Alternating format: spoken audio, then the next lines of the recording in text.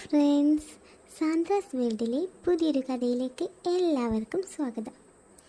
ഈ ചാനൽ ഇഷ്ടപ്പെട്ടാൽ സബ്സ്ക്രൈബ് ചെയ്യാനും ഈ വീഡിയോ ഇഷ്ടമായാൽ ലൈക്ക് ചെയ്യാനും മറക്കരുത്. അപ്പോൾ നമുക്ക് നേരെ കഥയിലേക്ക് പോയാലോ. ഗൾഫിൽ പോയാലേ കുടുംബം രക്ഷപ്പെടൂ എന്ന തോന്നലിലാണ് കൂട്ടുകാർക്ക് വിളിച്ച് പണി അന്വേഷിച്ചത്. രണ്ടുപേര് നോക്കാമെന്ന് ശരിയാക്കാമെന്നും ഒക്കെ പറഞ്ഞെങ്കിലും ഒന്നും ആയില്ല. ഒരു 4-5 മാസം കഴിഞ്ഞു കാണും. ഖത്തറിലുള്ള എൻ്റെ കൂട്ടുകാരൻ ഇസ്മായിൽ വിളിച്ചു ഒരു ദിവസം വൈകിട്ട്. ഹലോ ആസിഫേ, ഞാനാടാ ഇസ്മായിൽ. പറയടാ, എന്തുണ്ട് വിശേഷം? സുഖം. എന്താ നാട്ടിലെ വിവരങ്ങൾ? സുഖമായി പോണ്. പിന്നെ ഒരു വിസയുണ്ട്, നോക്കണോ? ആടാ നോക്ക്. എന്തിലേക്കാ? വീട്ടു വിസയാണ്. വിസയ്ക്ക് പൈസയൊന്നും വേണ്ട. ലൈസൻസ് എടുത്ത് വണ്ടി ഓടിക്കാൻ തുടങ്ങിയാൽ ശമ്പളം 1500 രൂപ തരും. നല്ല വീടാണോടാ? ആണെന്നാ പറഞ്ഞേ. പിന്നെ എല്ലാം നിൻ്റെ തലവര പോലെ വരും. എന്താ അയക്കേണ്ടത്? ഞാൻ ഉടനെ തന്നെ അയക്കാം. 2 കൊല്ലം നിന്നാൽ മതി. പിന്നെ ലൈസൻസ് കയ്യിലാകുമല്ലോ. എന്നിട്ട് നമുക്ക് നല്ല കമ്പനി നോക്കി കയറാം. ആടാ, ഞാൻ റെഡി. എൻ്റെ അടുത്തൊന്നുമല്ലട്ടാ, കാണലും കുറവാകും. അതൊന്നും സാരമില്ല. എന്നാൽ ഞാൻ സംസാരിച്ച് നിന്നെ വിളിക്കാം. പെട്ടെന്ന് വരേണ്ടി വരും. റെഡിയായി നിന്നോ? വേഗം വീട്ടിലെത്തി കാര്യം അവതരിപ്പിച്ചപ്പോൾ ഉമ്മാക്കും അനിയത്തിക്കും അനിയനും എല്ലാവർക്കും സന്തോഷമായി. ഇസ്മായിൽ പറഞ്ഞതുപോലെ ഒരാഴ്ച കൊണ്ട് എല്ലാം റെഡിയായി. ടിക്കറ്റും കഫയിൽ തന്നെ അയച്ചു തന്നു. അപ്പോൾ എനിക്കും തോന്നി നല്ല മനുഷ്യനാവുമെന്ന്. വീട്ടിൽ നിന്നും ഇറങ്ങുമ്പോൾ എന്തോ എല്ലാം നഷ്ടപ്പെട്ടു എന്നൊരു തോന്നൽ എനിക്കുണ്ടായി. കണ്ണുകൾ അടഞ്ഞ സൈഡിൽ കൂടി കണ്ണുനീർ ഞാൻ എത്ര പിടിച്ചു നിർത്തിയിട്ടും നിന്നില്ല. ആകെ ഒരു ഇരുട്ട് മാത്രം. പിന്നെ എല്ലാം യാന്ത്രികമായിരുന്നു. എയർപോർട്ടെത്തി കൂട്ടുകാർ തിരിച്ചു പോകുമ്പോൾ അതിലും വലിയ സങ്കടമായിരുന്നു.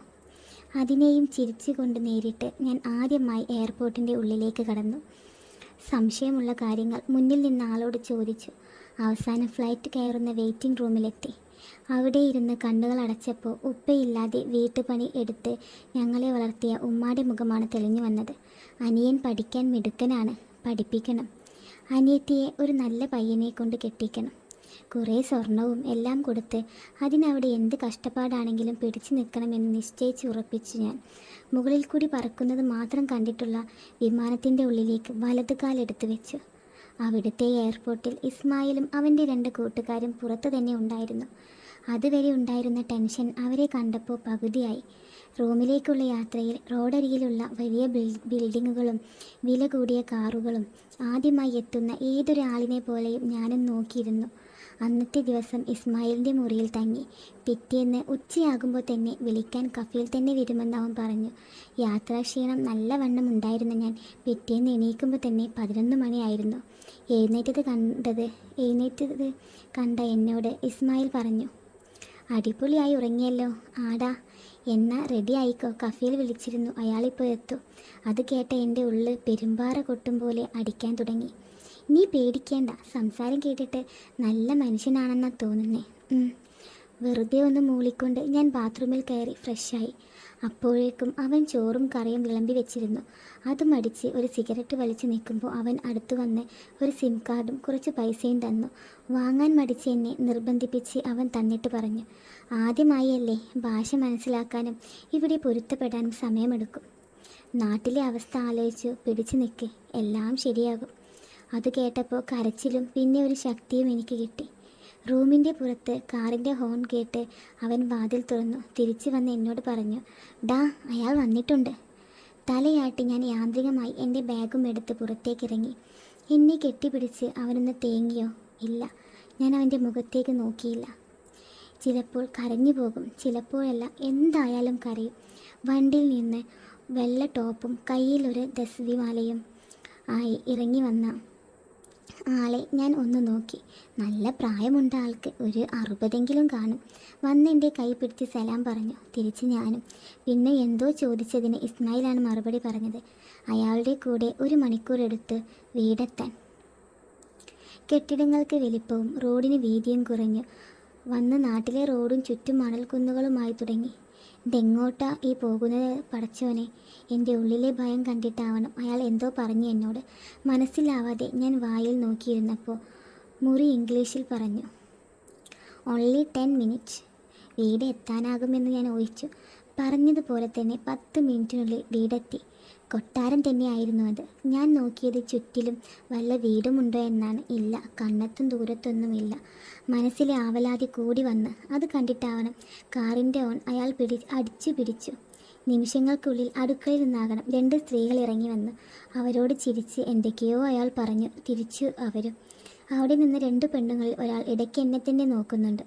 അവരോട് അറബി എന്തൊക്കെയോ പറഞ്ഞു. അതെല്ലാം കേട്ട് നിന്നിട്ട് എന്നോട് ചോദിച്ചു, മലയാളിയാണോ?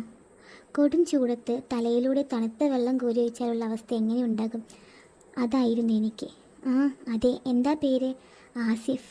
ഞാൻ സെൽമ. ബാബ പറയുന്നത് നിന്നോട് പേടിക്കണ്ട, ഇവിടെ പണി കുറവാകും. പിന്നെ ഈ ഏരിയയിൽ വീടുകളായി വരുന്നതേ ഉള്ളൂ. വീട് വന്നാൽ ഒരുപാട് പേർ കൂട്ടുകാരുണ്ടാകും എന്നൊക്കെയാ. ഞാൻ സമാധാനത്തോടെ തലയാട്ടി. എന്നെയും നോക്കി നിന്ന അറബി പോക്കറ്റിൽ നിന്നും 2 ചാവി എടുത്ത് തന്നിട്ട് അവളോട് പറഞ്ഞു. ചാവി വാങ്ങി നോക്കി നിന്ന എന്നോട് സെൽമ പറഞ്ഞു, അതിലൊന്ന് റൂമിൻ്റെയാ, മറ്റേത് ബൈക്കുണ്ടവിടെ, അതിൻ്റെയാ. നിനക്ക് കടയിൽ പോകാനും വരാനും. അപ്പോൾ അടുത്ത് കടയുണ്ട്, അത് മതി. ഞാൻ അതിനെല്ലാം തലയാട്ടി നിന്നു. അറബി പോക്കറ്റിൽ നിന്നും പേഴ്സ് എടുത്ത് അതിൽ നിന്ന് 100-ൻ്റെ 2-3 നോട്ടുകളും എനിക്ക് നേരെ നീട്ടി. ഒന്ന് മടിച്ചു നിന്ന എൻ്റെ പോക്കറ്റിൽ വെച്ച് അയാൾ സലാം പറഞ്ഞ് കാറും എടുത്തു പോയി. ഞാൻ ബാഗും എടുത്ത് റൂം ലക്ഷ്യമാക്കി നടന്നപ്പോൾ എന്നെ സെൽമ വിളിച്ചു. ചോദ്യഭാവത്തിൽ തിരിഞ്ഞു നോക്കി എന്നോട് പറഞ്ഞു, ഭക്ഷണത്തിൻ്റെ നേരമായാൽ ഞങ്ങൾ റൂമിൻ്റെ വെളിയിൽ കൊണ്ട് വന്നു വയ്ക്കും. എന്താവശ്യമുണ്ടെങ്കിലും പറഞ്ഞോളൂ കേട്ടോ. പേടിക്കാനൊന്നുമില്ല. അയാൾ നല്ല മനുഷ്യനാണ്. ഇത് അയാളുടെ ചിന്ന വീടാണ്. അതിലെന്തോ ദുരൂഹത ഉണ്ടല്ലോ. ഞാൻ അവളെ തന്നെ നോക്കിയെന്നു. അതെ, അയാളുടെ ആദ്യ ഭാര്യയും മക്കളും ടൗണിലാണ്. ഈ വീട് അയാളുടെ പുതിയ ഭാര്യയ്ക്കുള്ളതാണ്. അവരുണ്ടോ ഇവിടെ? ആഹാ, ഇല്ല, അടുത്ത ആഴ്ചയാണ് കല്യാണം. പടച്ചോനെ, ഈ പ്രായത്തിലോ? ഞാൻ മനസ്സിൽ പറഞ്ഞു. എന്നാൽ ആസിഫ് പോയി വിശ്രമിച്ചോ? പിന്നെ ഇത് ഹന്ന, ഇത് ഒപ്പിയ ആണ് സ്ഥലം. അടുത്തു നിന്ന് നീണ്ടു മെലിഞ്ഞ ഇരുനിറത്തിലുള്ള പെണ്ണിനെ ചൂണ്ടി അവർ പറഞ്ഞു. തലയാട്ടി ഞാൻ ചോദിച്ചു, നിങ്ങളുടെ സ്ഥലം എവിടെയാ? കോഴിക്കോട്. കുറേ ആയോ ഇവിടെ? ഇവിടെ പുതിയതാ. ഞാൻ തലയാട്ടിക്കൊണ്ട് റൂമിലേക്ക് നടന്നു. റൂമിൻ്റെ പുറത്ത് തന്നെ ഇരുന്ന ബൈക്കിലേക്ക് സ്കൂട്ടി മോഡൽ. അതിലേക്ക് ഒന്ന് നോക്കി അറബി തന്ന ചാവിയും കൊണ്ട് റൂം തുറന്ന് അതിൻ്റെ ഉള്ളിലേക്ക് കയറി. വലിയ റൂമാണ്, നല്ല സൗകര്യം. കട്ടിലുണ്ടായിരുന്ന ബ്ലാങ്കറ്റും ബെഡും എല്ലാം പുതിയത്. ചിലപ്പോൾ ഞാനാകും ഇവിടെ ആദ്യത്തേത്, ചിലപ്പോഴല്ല ഞാൻ തന്നെ. ബാത്റൂമൊന്നും ഉപയോഗിച്ചിട്ടില്ല. എന്തായാലും സുഖമായി ഉറങ്ങാം. ഇസ്മായിൽ തന്ന നമ്പറിൽ നിന്ന് നാട്ടിലേക്ക് വിളിച്ചു ഇവിടുത്തെ കാര്യങ്ങളെല്ലാം പറഞ്ഞു. അത് കേട്ടപ്പോൾ ഉമ്മാക്കും സന്തോഷമായി. റൂമിൽ TV ഓണാക്കിയപ്പോൾ മലയാളം ചാനലുകൾ. എന്തോ അത് കണ്ടപ്പോൾ വലിയ ആശ്വാസമായി. കതകിൽ ആരോ മുട്ടുന്നത് കേട്ടാണ് ഞാൻ മയക്കത്തിൽ നിന്ന് എണീറ്റത്. ചാടി പിടഞ്ഞ് എണീറ്റ് ഞാൻ വാതിൽ തുറന്നു. മുന്നിൽ 2 പണിക്കാരികളുമുണ്ട്. ഞാൻ അവരെ നോക്കിയൊന്ന് ചിരിച്ചു. ഉറങ്ങുകയായിരുന്നു. വെറുതെ കിടന്നതാ, മയങ്ങിപ്പോയി. ഇതാ ചായ. എൻ്റെ നേരെ സെൽമ ഒരു ഫ്ലാസ്ക് നീട്ടി. ഞാനത് വാങ്ങി നിലത്ത് വെച്ചു. കഫീൽ വിളിച്ചിരുന്നു, നാളെ തന്നെ മെഡിക്കൽ ഉണ്ടാകും. എങ്ങനെയാ പോവുക? ടാക്സി വിടും, അതിൽ പോയാൽ മതി. എല്ലാം സ്പീഡിലാണ് നിൻ്റെ കാര്യങ്ങൾ. അതെന്തേ? അടുത്ത ആഴ്ച മാഡം ഇങ്ങോട്ടല്ലേ വരിക? അപ്പോഴേക്കും നിനക്ക് ലൈസൻസ് എടുക്കും. സമാധാനമായി എനിക്കത് കേട്ടപ്പോൾ. അപ്പോഴും ഞങ്ങൾ സംസാരിക്കുന്നത് വായിൽ നോക്കി നിൽക്കുകയായിരുന്നു ഹന്ന. അവർക്കൊന്നും മനസ്സിലായി കാണില്ല. ആസിഫിൻ്റെ കല്യാണം കഴിഞ്ഞതാണോ? അല്ല. നിങ്ങളോ? എൻ്റെ കഴിഞ്ഞു, ഇവളെ കഴിഞ്ഞിട്ടില്ല. കുട്ടികൾ? ഒരാൾ 3 വയസ്സ്. പുഞ്ചിരിച്ചുകൊണ്ട് തലയാട്ടി ഞാനതിന്. തിരിച്ചവർ നടന്നപ്പോൾ ഞാൻ അവരെയും നോക്കി നിന്നു. 2 പേർക്കും ഒരേ വേഷം, യൂണിഫോം പോലെ. അപ്പോഴാണ് എൻ്റെ കണ്ണുകളിൽ ആ ചിത്രം തെളിഞ്ഞത്. 2 പേരുടെയും ഇളകുന്ന അരക്കെട്ട്. ഒരു നിമിഷം അതിലേക്ക് തന്നെ ഞാൻ നോക്കി നിന്നു. അതിൽ ഹന്നയുടെ അരക്കെട്ട് സെൽമയുടേതിനേക്കാൾ 2 ഇരട്ടി വലുപ്പമുണ്ട്. അത് പിറകോട്ട് നന്നായി തള്ളി നിന്നിരുന്നു. പെട്ടെന്നാണ് അവൾ തിരിഞ്ഞ് എന്നെ നോക്കിയത്. കണ്ണുകൾ പിൻവലിക്കാൻ ഒരു നിമിഷമെടുത്തു എനിക്ക്. പക്ഷേ അപ്പോഴേക്കും അവർ കണ്ടിരുന്നു ഞാൻ നോക്കുന്നത്. ഒരു ചെറു പുഞ്ചിരി അവളുടെ മുഖത്ത് വിരിഞ്ഞുവോ? എനിക്ക് തോന്നിയതാകാം. സെൽമയോട് അവൾ എന്തോ പറയുന്നത് ഞാൻ കണ്ടു. 1-2 അടി മുന്നോട്ട് വെച്ച് സെൽമ തിരിഞ്ഞു നിന്ന് എന്നോട് ചോദിച്ചു, നിനക്ക് വൈഫൈയുടെ പാസ്വേഡ് വേണോ? വേണം. അവർ തമ്മിൽ എന്തോ പറഞ്ഞിട്ട് സെൽമ അകത്തേക്ക് പോയി. ഹന്ന എൻ്റെ അടുത്തേക്കും. എൻ്റെ അരികിൽ വന്ന അവൾ ഫോണിൽ നിന്നും കുറച്ച് നമ്പർ എനിക്ക് പറഞ്ഞു തന്നു. ഞാനത് അടിച്ചപ്പോൾ സംഭവം കണക്റ്റായി. സന്തോഷത്തോടെ ഞാൻ അവളെ നോക്കി പറഞ്ഞു, താങ്ക്സ്. അവൾ ചിരിച്ചുകൊണ്ട് പിറകിലേക്ക് നോക്കി, ആരെയോ നോക്കുന്നത് പോലെ. എന്നിട്ട് അവൾ എൻ്റെ ഫോൺ വാങ്ങി ഒരു നമ്പർ അടിച്ചു തന്നു. തിരിച്ച് എൻ്റെ കയ്യിൽ തന്നിട്ട് പറഞ്ഞു, വാട്സപ്പ് നമ്പർ. എന്നിട്ടൊരു വിരൽ അവളുടെ നേരെ ചൂണ്ടി. എന്നെപ്പോലെ തന്നെ മുറി ഇംഗ്ലീഷ്. ഞാൻ എന്ന് തലയാട്ടി. ഒരു 2-3 സെക്കൻഡ് കൂടി അവിടെ നിന്നിട്ട് അവൾ തിരിച്ചു നടന്നു. അപ്പോഴേക്കും അവൾ എന്തോ പറഞ്ഞു, മനസ്സിലായില്ല. പിന്നെ ചെവിയിൽ 2 വിരലുകൾ ഫോൺ ചെയ്യുന്നതുപോലെ പിടിച്ചു. അങ്ങനെ ആംഗ്യം കാട്ടി. വിളിക്കാനാണോ പറയുന്നത്? അതിന് മറുപടി അപ്പോൾ തന്നെ കാട്ടി. വേണ്ടെന്ന് അവൾ ചൂണ്ടുവിരൽ ഇളക്കി പറഞ്ഞു. പിന്നെ ടൈപ്പ് ചെയ്യുന്നത് പോലെ ഫോണിൽ കാണിച്ചു. തള്ളവിരൽ കൊണ്ടൊക്കെ കാണിച്ചു. ഞാനും ഒരു ആവേശത്തിൽ ഓക്കെ എന്ന് പറഞ്ഞു. തിരിച്ചവൾ നടക്കുമ്പോൾ നേരത്തെ കണ്ടതിലും അരക്കെട്ട് ഇളകിയിരുന്നു. അല്ല, ഇളക്കുകയായിരുന്നു അവൾ എന്നെ കാണിക്കാൻ. എന്തായാലും ഞാൻ ഹാപ്പിയായി. രാത്രി ഭക്ഷണം കൊണ്ടുവരാൻ വന്നിട്ടും അവർ 2 പേരും കുറേ നേരം എന്നോട് സംസാരിച്ചു.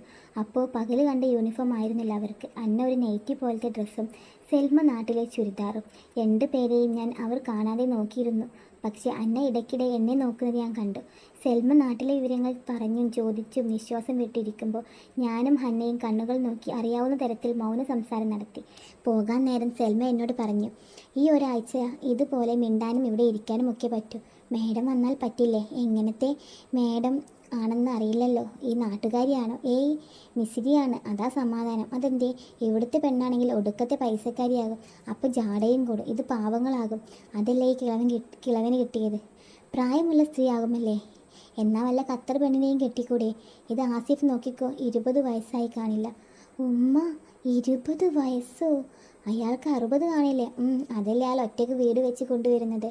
അവിടുത്തെ വീട്ടിൽ 30 വയസ്സുള്ള ആൺകുട്ടികളൊക്കെ ഉണ്ട് മോനെ. അതിന് ഉപ്പാക്ക് പണി ഉണ്ടാകില്ല, എല്ലാം മക്കൾ ചെയ്തുകൊള്ളും എന്നും പറഞ്ഞവൾ പൊട്ടിച്ചിരിച്ചു. എന്താണ് ചിരിക്കുന്നതെന്ന് അന്ന ചോദിച്ചപ്പോൾ അവളോടും അവൾ കാര്യം പറഞ്ഞു. അത് കേട്ട് ഹന്നയും ചിരിച്ചു. എല്ലാം തുറന്ന് സംസാരിക്കാനുള്ള ഒരു ധൈര്യം എനിക്ക് കിട്ടി അവരുടെ പെരുമാറ്റത്തിൽ നിന്നും. അത് മുതലെടുത്ത് ഞാൻ ചോദിച്ചു, അപ്പോൾ അവർ ഇങ്ങോട്ട് വരില്ലേ? അടുപ്പിക്കില്ല മക്കളെ എന്നല്ല ഒരാളെയും. അവർ പോയിട്ടും എൻ്റെ മനസ്സിൽ സെൽമ പറഞ്ഞ കാര്യങ്ങളായിരുന്നു. ആ കിളവന് 20 വയസ്സുള്ള പെൺകുട്ടിയോ? എല്ലാം പൈസയുടെ പവർ തന്നെ. ഭക്ഷണം കഴിച്ച് ഞാൻ കിടക്കാൻ നേരം ഹന്നയുടെ ഫോണിൽ നിന്ന് ഒരു ഹായ് എന്ന മെസ്സേജ് വന്നു. തിരിച്ച് ഞാനും ഹലോ അയച്ചു. പിന്നെ കുറച്ച് തട്ടിക്കൂട്ടി ഇംഗ്ലീഷിൽ ചെറിയ ചാറ്റിങ്ങും. അവൾക്ക് വയസ്സ് 21 പറഞ്ഞു. എന്നിട്ട് അവൾ 4 ഫോട്ടോ എനിക്ക് വിട്ടെന്നു. അതിനിടയിൽ ഡിലീറ്റ് എന്നും ഉണ്ടായിരുന്നു. എല്ലാം ഡൗൺലോഡ് ചെയ്ത് ഞാൻ ഓപ്പണാക്കി. ഇറുകിയ ഡ്രസ്സിട്ട നല്ല ഒന്നാം തരം ഫോട്ടോ. ചെരിഞ്ഞു നിന്നെടുത്ത ഒരു ഫോട്ടോയിൽ കണ്ട പിന്നായത് വല്ലാതെ ആകർഷിച്ചു. മറുപടിയായി ഞാൻ ഹോട്ട് എന്നയച്ചു. അപ്പോൾ അവളുടെ മറുപടി ഐനോ എന്നായിരുന്നു. അതായത് എന്നെ ചൂടാക്കാൻ ചൂടുള്ള ഫോട്ടോ വിട്ടു തരിക. അധികമൊന്നും സംസാരിക്കാൻ ഞങ്ങളുടെ ഇടയിൽ ഉണ്ടായിരുന്നില്ല. എന്നാൽ കുറേയേറെ പറയാനും ഉണ്ടായിരുന്നു.